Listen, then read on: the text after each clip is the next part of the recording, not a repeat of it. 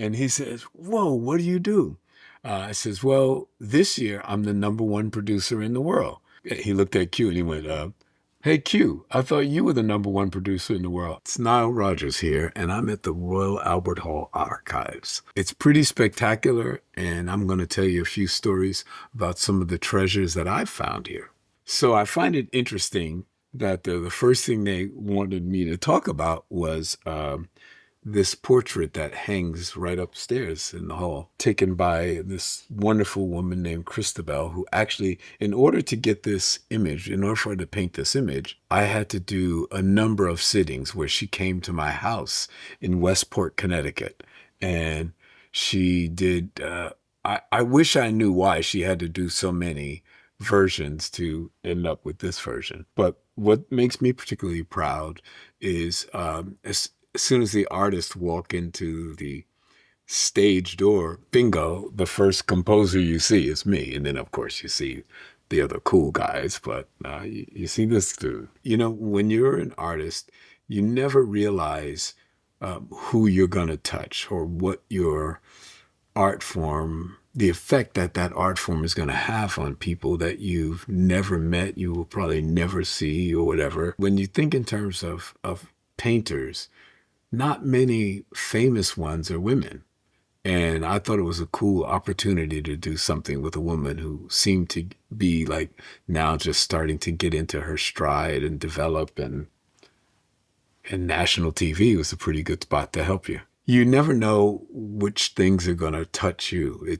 And I find that in the most obscure places, I find things that have incredibly powerful connections to my life. Now, most people don't know this at all, but when I was around 14 years old, I worked at an airport, and I used to work for Mr. Sinatra, cleaning up his jet, and all of the people, the owners and the pilots and all the staff were great friends of mine because, one, I was 14 years old and the only black kid there. One thing that was incredible about him is that he was the most generous person you could ever imagine. He was always kind, and he would see me and give me tips. You know, I'm a 14-year-old kid, and this is like way back in the 60s. And to give a 14-year-old kid $50 was like, shh, he made me a millionaire. I've been known to be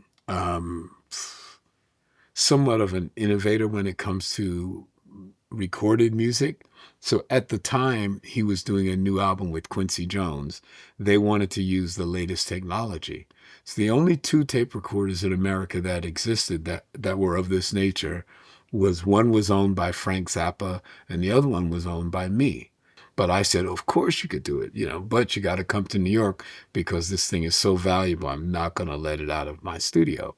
So he, of course, flies to New York, he and Quincy Jones. And Quincy and Frank Sinatra sat next to each other at the producer's desk. He introduces me, and I say, nice to meet you, Mr. Jones, blah, blah, blah, blah, blah, blah. He said, oh, man, it's a pleasure to meet you. It's so cool. And then I say to Mr. Sinatra, Mr. Sinatra, it's fantastic to see you again. He went, wait a minute, you just said nice to meet him, and you say to me, it's nice to see you again. And I said, yeah, because I used to work at Van Nuys Airport. You did? I don't remember you. I said, I'm Pud. Pud, what are you doing here? Well, I sort of own the studio. What do you mean you own it? I said, you guys are renting that from me. And he says, whoa, what do you do? I says, well, this year I'm the number one producer in the world. He looked at Q and he went, hey, Q, I thought you were the number one producer in the world. And I instantly jumped in and said, Thriller was last year. Like a Virgin is this year. And we all smiled. We laughed, had a good time. And that's my Frank Sinatra story. It can be a hell of a lot longer. Being in the right place at the right time. This unusual piece of program of an event that I actually performed at here at the Royal Albert Hall. It was for the Teenage Cancer Trust. There's my mug. It was pretty extraordinary for me. I'm a 2-time cancer survivor. The strength that I got from just this world community of music lovers was just incredible. And when Roger from The Who came to me, it was a complete no-brainer.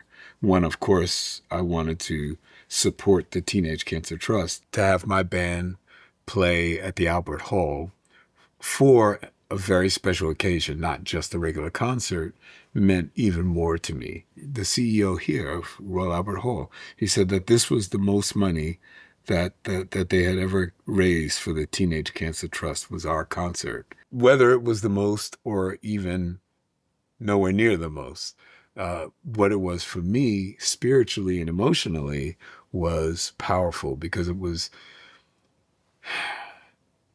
it may be the greatest thing that I ever get from music is the fact that it has the power to do things that are seemingly like magical. Like, it brings people together that normally wouldn't be together.